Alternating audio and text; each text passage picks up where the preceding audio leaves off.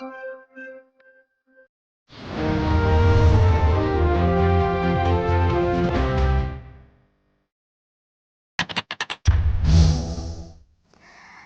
Monetary Policy Committee of the Central Bank of Nigeria, CBN, is holding its 295th and third meeting for the year.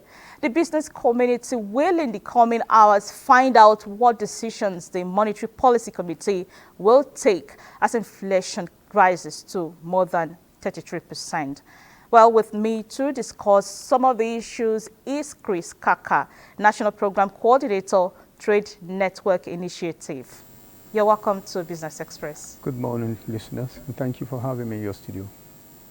Now, going by the latest inflation figures of more than 33%, what further action do you see the MPC taking after being aggressive with monetary policy rates?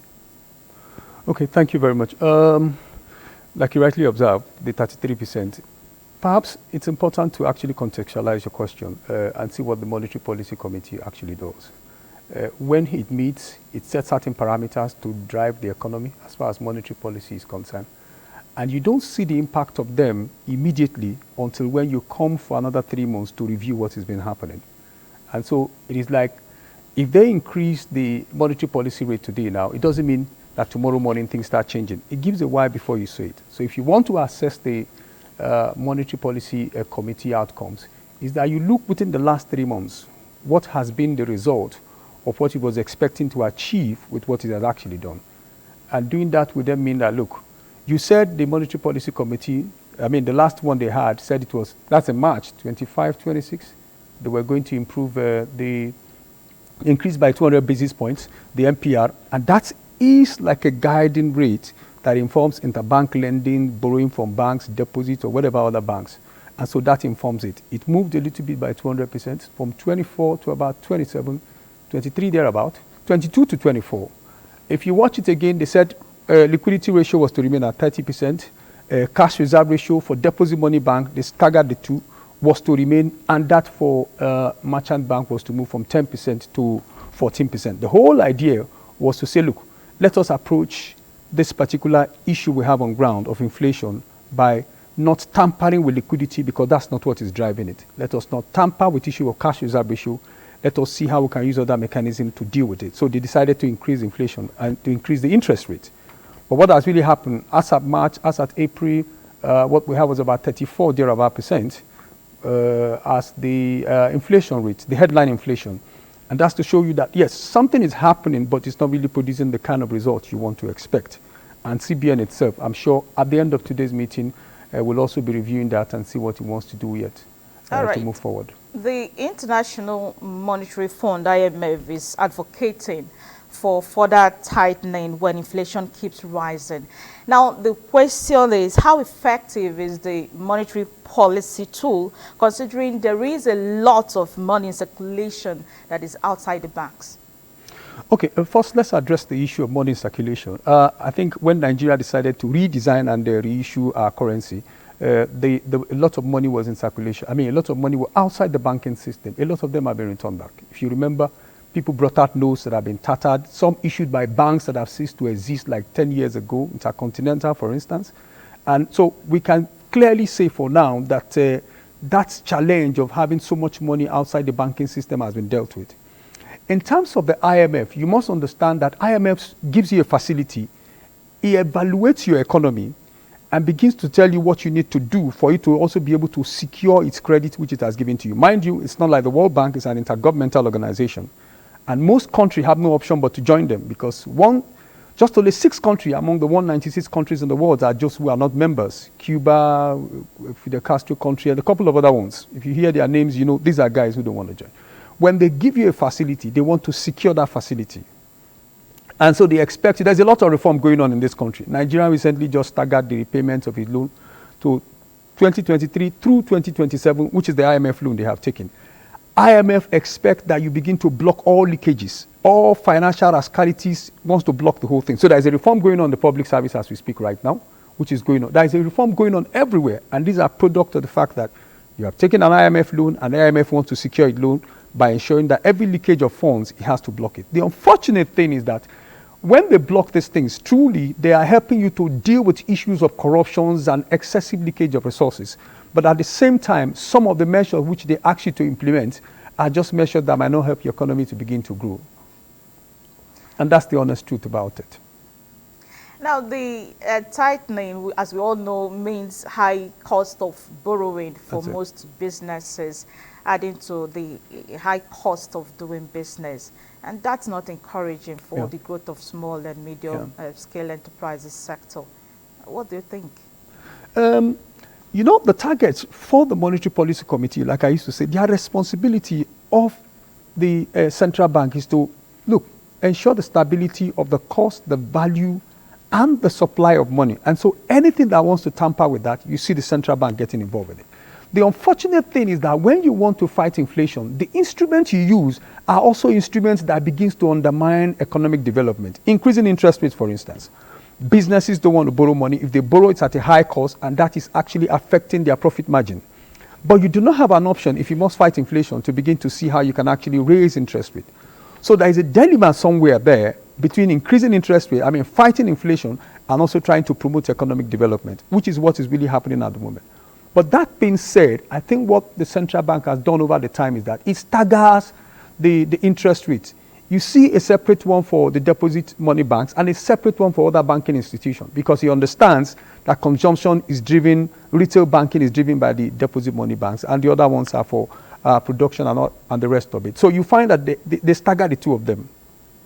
The summary is there is no argument about the fact that high interest rate would discourage people from borrowing money, and if it discourages them, you find that productions will go down, and the cost of production, if they ever do, will increase, and that means that what is sold in the market will continue to become more expensive and drive inflation upward.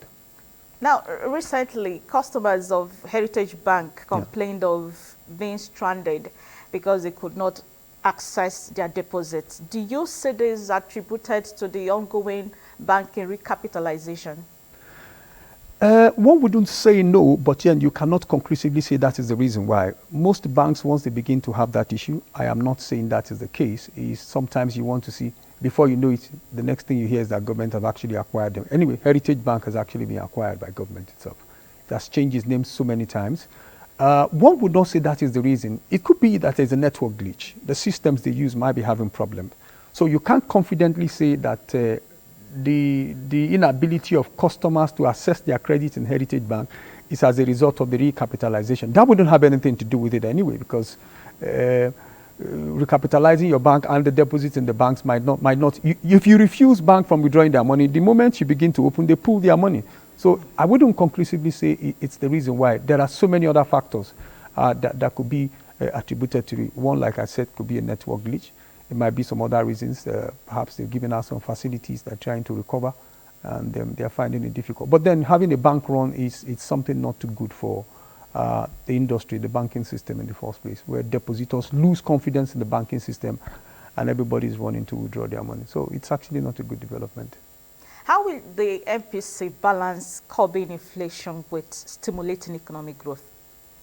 Okay, like I said, it's a very dicey one. The things you do to actually curb inflations are the things that also that undermines development itself. So the only way around it is that you might just disaggregate the interest rate, the high interest rate which you want to increase, because you need to. Central bank did it at a point in time.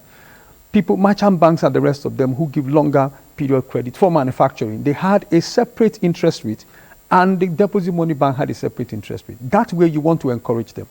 But it is important to say that the tax at hand is not that of the central bank alone. The fiscal policy arm of government, the executive needs to do something to complement it. The best the central bank can say, look, let us see how we can help people access forex for those who are making imports into this country.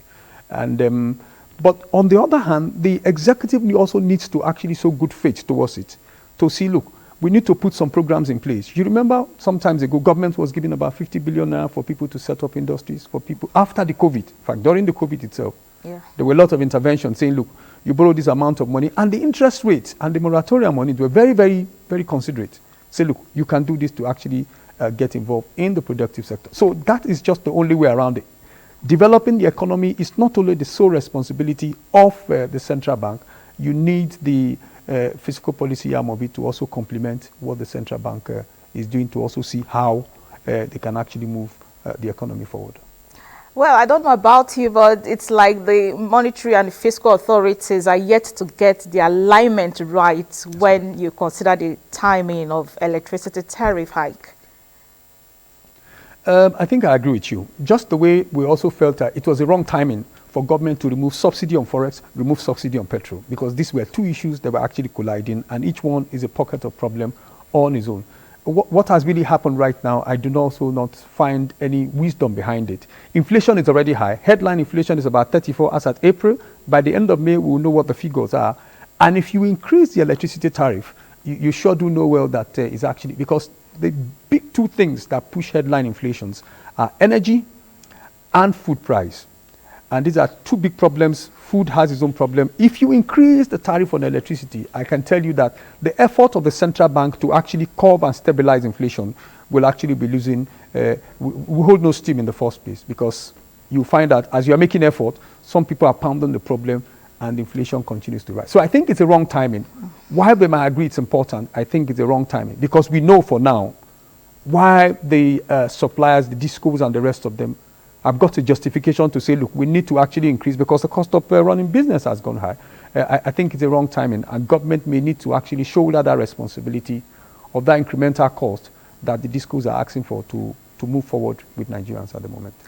Just before I let you go, what do you think of the proposed minimum wage?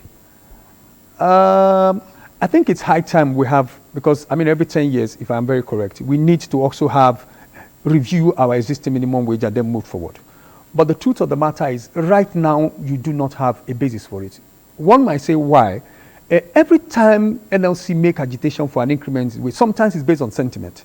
For you to increase minimum wage without an increase in productivity, you are also driving inflation, because what happens is everybody has got excess money in their pocket, but what is supplied in the market there has not increased. So there's a lot of people rushing to take what is in the market, and what is happening is that you're pushing inflation price, and you're pushing inflation up again. So my take is this: yes, it is important to increase the minimum wage, but at the moment it will not work. And this is the way around it. Ask a public servant when minimum wage was 18,000 naira, if he never lived any better than now that it is 30,000 naira. If you increase his minimum wage, what would have happened is that the nominal value of his income would have increased. 50,000 naira before is now earning 150,000 naira, big money. But the value of that 150,000 naira, so the real value of his income will begin to reduce. Yet the nominal value has increased. And what they want to see is, look, I want to maintain a certain standard of living, and I want the income I earn to be able to take care of it. Not having a high sounding number of income, but then the value of it, you can't really buy anything. So for me, it's a wrong timing, and NLC will not allow you to say, let us agree now to increase minimum wage, but when we have curbed inflation, we can then effect it. They strike a deal with government today. The following morning, at the end of the month, they want it to be implemented, and that for me right now is actually not in the best interest of the economy, as it were. Thank you very much, Chris Kaka, for joining us on the program this morning. Thank you for having me. All right.